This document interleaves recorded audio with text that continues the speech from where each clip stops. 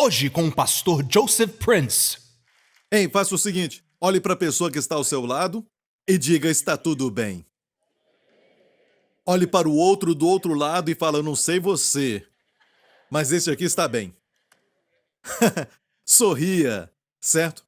Para alguém. E também diga, sou muito abençoado para ficar estressado. Muito abençoado para estar estressado, amém? Aleluia! O mundo no qual vivemos hoje está ficando cada vez mais em trevas. Tem mais pessoas tomando agora remédio para ansiedade porque foram diagnosticados com alguma doença emocional e até mesmo mulheres que sofrem a depressão pós-parto. Me parece que o mundo está deprimido, cada vez mais ansioso, com medo, preocupado. E esses são sinais que Jesus mencionou que seriam sinais do fim dos tempos. Que o coração do homem temeria. Está acontecendo. O coração do homem estremeceria de tanto medo, com medo das coisas que estão acontecendo na Terra. E nós, quando continuamente confiamos e cremos em Deus, que no mundo em que vivemos, Deus pode nos dar um precioso santuário no meio de tantas trevas neste mundo. Amém? Quantos sabem que Deus prometeu em Isaías que quando as trevas cobrirem a terra e densas trevas as pessoas, a glória do Senhor vai nascer sobre ti. Amém? E eu acredito nisso e vai ser verdade para nós e para todas as famílias que ouvem a minha voz. Amém? Quando oramos, Pai, seja feita tua vontade na terra. Jesus nos ensinou assim, como é no céu. O que quer dizer quando você diz sua vontade seja feita na terra como é no céu? Bem, no céu não tem depressão, no céu não tem coração quebrantado, no céu não tem doença, nem enfermidade, nem morte. Não tem hospitais, amém? Não tem presídios. O céu é um lugar onde a vontade de Deus é exercida na plenitude. Isso nos mostra que Deus considera a morte, doenças, enfermidades e pecado como inimigos aos seus planos. Amém? Não é plano de Deus que você venha para essa terra e então fique doente, envelheça e morra. Não foi o seu plano. A Bíblia chama a morte de inimigo. Amém? Em 1 Coríntios 15, muito claramente, o último inimigo que será posto sob os seus pés será a morte. E é muito claro que Deus considera essas coisas erradas, porque o plano de Deus para o homem é que ele viva bem, com saúde mental, em paz e tranquilo nas suas emoções, com saúde em todas as partes do seu corpo. Este é o sonho de Deus e o plano dele para você. Então, por que nós vemos no mundo de hoje tantas doenças e também tantas aflições e depressão e morte em todos os lugares? Por quê? Por causa do pecado. Não é muito popular falar a palavra pecado hoje, mas o pecado é a razão de tudo isso acontecer e não Deus. Deus não se alegra com a dor de ninguém. Na verdade, um dos primeiros ministérios de Jesus, ele diz em Lucas 4 o Espírito do Senhor Deus está sobre mim para esta razão, pregar boas novas aos pobres e curar os corações. Amo isso, curar os corações. Por onde ele andou, ele curou os corações. E muitas vezes, antes mesmo do corpo adoecer, o coração adoece. Isso pode causar estresse, que também traz um efeito para os nossos corpos. E eu falei sobre depressão pós-parto, eu estava lendo sobre isso não muito tempo atrás. Quando você estuda, eles usam o termo pós-parto para as senhoras que sofrem disso. Você entende que é normal ter um pouco de depressão pós-parto porque a criança chora muito nas primeiras semanas e até mesmo o marido pode sofrer dessa depressão. Certo? Mas eu li sobre essa mulher que, apesar de amar o seu filho tanto, estava tendo pensamentos do diabo, pensamentos como seu bebê é muito lindo. Ela amava muito o bebê era muito lindo. E ela amava muito, mas o diabo colocou pensamentos nela. Quando o seu marido estiver trabalhando, alguém vai chegar e vai te matar, e matar seu bebê. E ela começou a ter esses pensamentos na sua mente. E esses pensamentos nós sabemos de onde vêm, do fundo do inferno. Quantos sabem que o diabo dá esses pensamentos ruins? E um dia se arraigou, ela começou a pensar que talvez o diabo vai vir e vai me matar e o bebê vai sobreviver, meu marido vai se casar de novo e então o meu bebê tão lindo vai ser criado por essa pessoa malvada? Essa madrasta que vai maltratá-la? E ela ficou pensando isso, pensando lá na frente. E ligava até mesmo para o marido chorando, e o marido dizia: não se preocupe, é muito normal, você passou por um parto, muita gente passa por isso. Ela amava muito aquele bebê, então um dia ela matou aquele bebê, porque ela cria que alguém iria matá-la, e o bebê ficaria, e o marido iria casar de novo, e o bebê seria maltratado. Sabe, não faz nenhum sentido, mas quantos sabem que esse é o tipo de pensamento que o diabo dá? Alguns ficam num prédio muito alto, olhando pela janela. De repente o diabo fala: por que você não pula? Por que não pula? E o diabo não é justo, ele nem mesmo faz você pensar que é ele. Esta é a sua grande astúcia que ele usa. Coloca pensamentos com pronome pessoal. Eu sou um fracasso, como se você estivesse pensando: sou um fracassado. Eu não sou bom. Eu não sirvo para nada. Estou ficando velho. Eu fico sempre doente. Em vez de falar você, ele diz: eu sou viciado, não tenho esperança. O diabo coloca pensamentos no pronome pessoal para que você pense que o pensamento é seu e então você aceita. Mas se souber que há um inimigo lá fora, você vai vigiar, amém? Então, aqui na casa de Deus, todos os pensamentos na palavra de Deus, o poder libertador da palavra de Deus que dá vida para todos, é compartilhado. Por isso a Bíblia diz que quando a palavra é pronunciada, você deve esperar que Deus te toque, te cure, que te dê vida e te salve em todas as áreas da sua vida. Posso ouvir um amém? Glória a Deus. Aprendemos que Cristo foi entregue na cruz pelos nossos pecados, as nossas ofensas, e foi ressuscitado dos mortos quando fomos declarados justos. Então a razão por que Deus ressuscitou Cristo dos mortos não era porque ele era filho de Deus, mesmo que ele era. Não era porque Jesus não pecou, ele não pecou. Amém? Não teve pecado. A razão por que Deus ressuscitou Jesus é porque a obra da cruz foi completamente satisfatória a Deus. Todos os requisitos da justiça divina para as nossas vidas foram preenchidos pelo sangue da cruz. E por isso, Deus pronunciou a todos nós justos e, baseado nisso, ressuscitou a Jesus dos mortos, como dizendo: fomos declarados justos pela ressurreição de Jesus dos mortos. Amém? Então hoje, aos olhos de Deus, somos justos. Quer dizer que o nosso comportamento é justo? Não. Estamos aprendendo a alinhar os nossos pensamentos e comportamentos com quem nós somos aos olhos de Deus. Mas Deus vê a realidade. Amém? Agora escute, olhe para mim. Às vezes, agimos como pecador, não quer dizer que nós somos. Quando vamos dizer, uma lagarta se torna uma borboleta, vamos dizer que, por exemplo, a borboleta se comporte como uma lagarta. Isso quer dizer que a borboleta voltou a ser lagarta? Não. Não se reverte e se torna uma lagarta. Depois que se torna uma borboleta, depois que nasce de novo, você nasceu de novo. Você nasceu justo. Posso ouvir um amém? Nada que faça pode mudar o seu status aos olhos de Deus. Então, porque somos justos, não porque fazemos bem.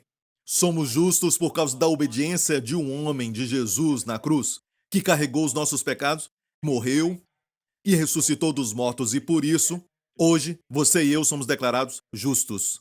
Posso ouvir um amém? Então, muito antes do estresse e do medo entrar neste mundo, veio o pecado, lógico. Quando o homem pecou, quando Deus colocou o homem no jardim do Éden, que chamamos de paraíso, Deus deu a eles uma ordem. Alguns dias a minha esposa estava ensinando algo para o nosso filho, da sua Bíblia para crianças, e nós percebemos uma coisa, que na Bíblia da criança eles não falam sobre Deus dando a Adão e Eva liberdade para comer, porque a Bíblia diz: comam livremente de todas as árvores do jardim, e só existiam eles. Que generosidade de Deus, amém? Tudo o que quiserem comer, Deus disse, mas não comam daquela árvore, da árvore do conhecimento do mal e do bem. E se Deus deu livre-arbítrio ao homem, mas Deus o cercasse com tudo o que é bom, como ele escolheria? Se tudo o que tivesse fosse bom, não teria livre-arbítrio. Então Deus deu ao homem o direito de exercitar o livre-arbítrio como um ato de amor a Deus. Deus disse: de todas as árvores poderei comer livremente, mas desta árvore não comereis, porque no dia em que comeres certamente morrerás. Quem plantou aquela árvore? Deus. Mas Deus a colocou ali no meio de todas as árvores que ele poderia comer, como um exemplo de tudo o que ele podia fazer para demonstrar o seu amor a Deus. Mas você sabe da história o que aconteceu? O homem ouviu a Satanás e comeu do fruto daquela árvore. O resultado foi morte, sabemos disso. Mas a primeira reação antes de Adão morrer, e de fato a Bíblia diz que Adão tinha tanta vida nele que, mesmo tendo dito Deus que a alma que pecar morreria, ele morreu depois de centenas de anos, um pouco menos do que 1000 anos. Adão não foi o homem que viveu mais, o homem que viveu mais foi Matusalém. Certo? Adão chegou bem perto. Agora, olhando para a primeira reação, ele não morreu imediatamente. A primeira reação do seu pecado foi que ele escondeu. Fazemos isso nos escondendo atrás da profissão e também atrás de busca do prazer e também atrás de fazer muito dinheiro. E seja o que for, escondemos.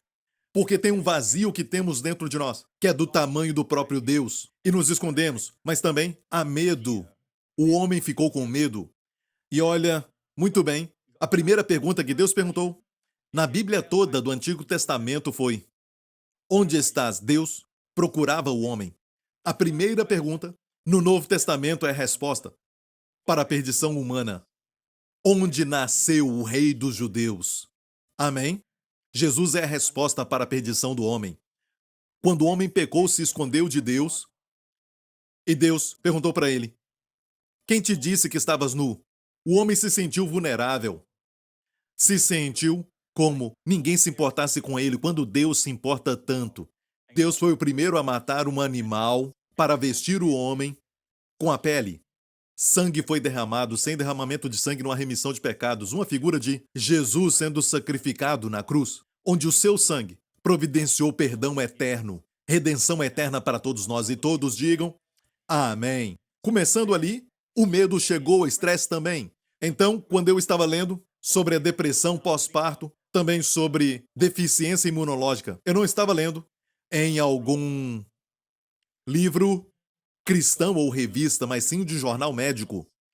E uma das razões para a deficiência imunológica, como lúpus, onde o seu corpo começa a lutar contra o seu próprio tecido, contra suas próprias células, é o que chamo de deficiência imunológica. A pessoa tem essa deficiência e o corpo luta contra si mesmo. É uma doença onde o corpo luta contra si mesmo. Nem toda doença funciona assim, mas muitas sim. E os doutores até hoje estão perplexos porque isso acontece. Falam da dieta, uma dieta descontrolada, alguns dizem até mesmo o estresse que aconteceu. Estresse, ok? Eu achei isso interessante porque a medicina só pode dar essa explicação. Psicólogos vão além e dizem: bem, esse estresse é causado por um medo que você tem.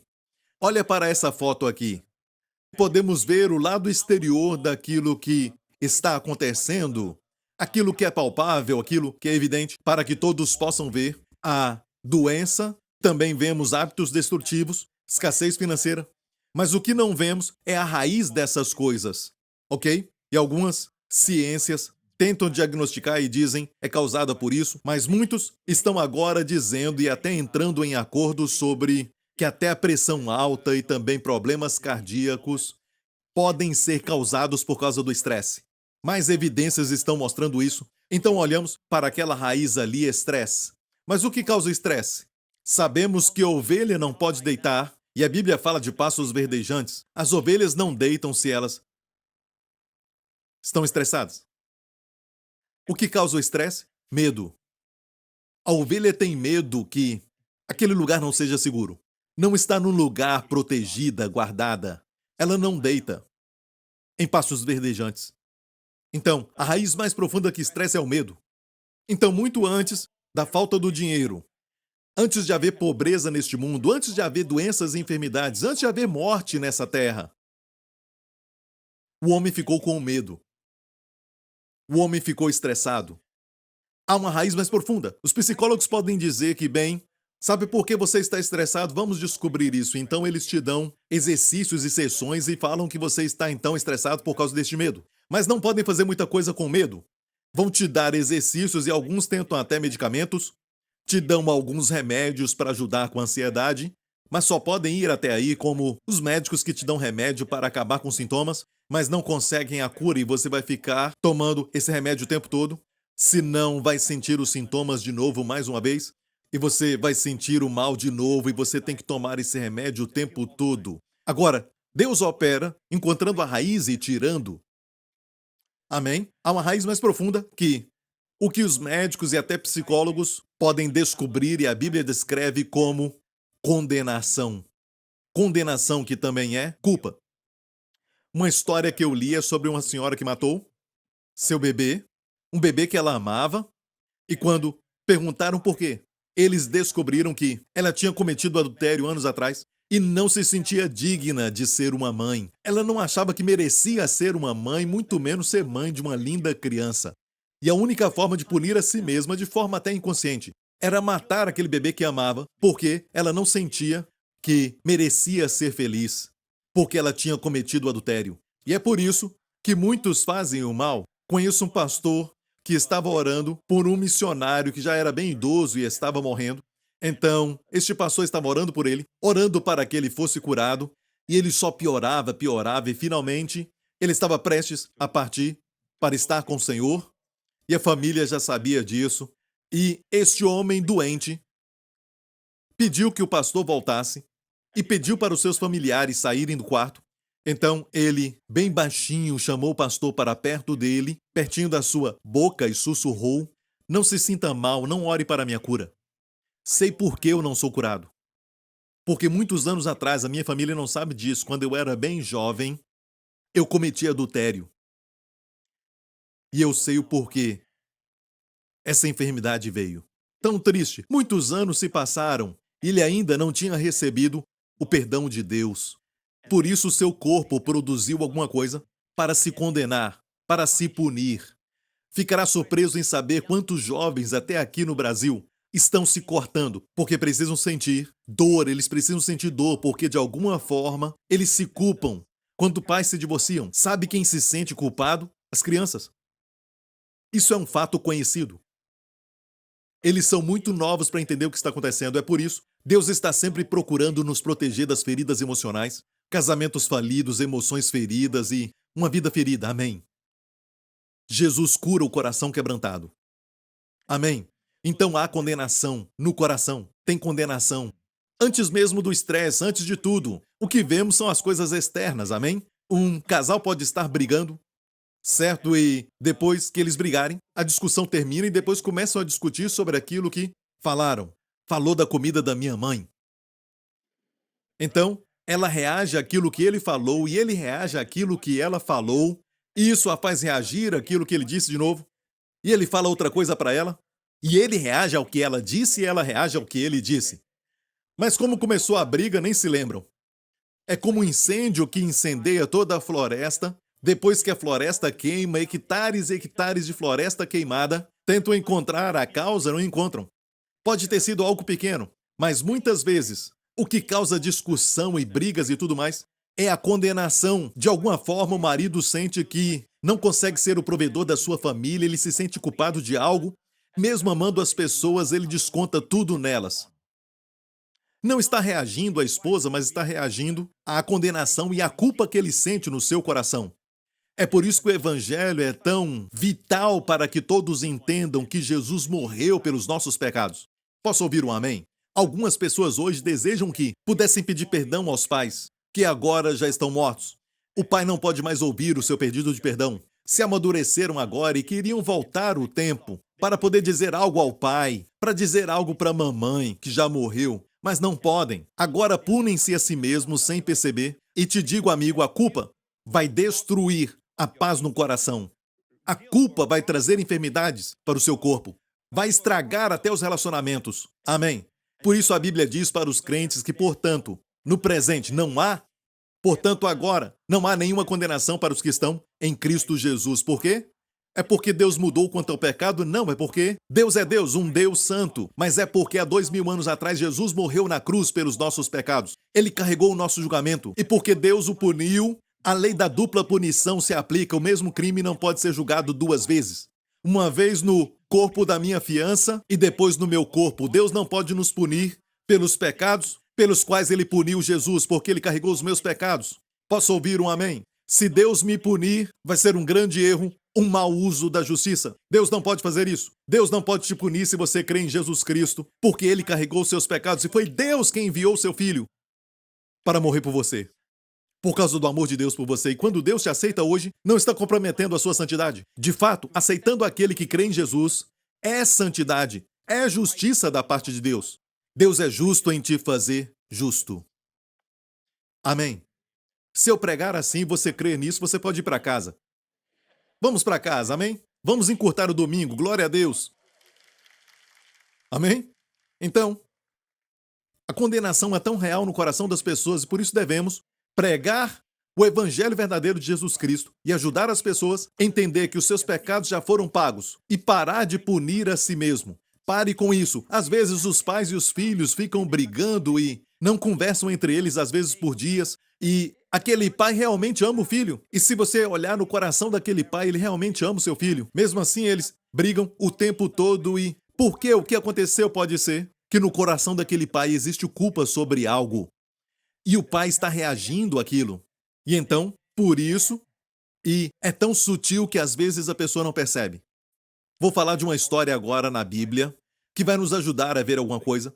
E é uma revelação que eu não falei antes, mas uma parte em especial é algo que eu conversei com os meus pastores em Israel quando estiveram ali comigo. Eu gosto de fazer perguntas e começamos a meditar na palavra de Deus, falar sobre a palavra de Deus. Eu não dou para eles a resposta. Eu gosto quando eles pensam e depois nós conversamos. E eu vou falar para você agora, de graça. Sem cobrar nada.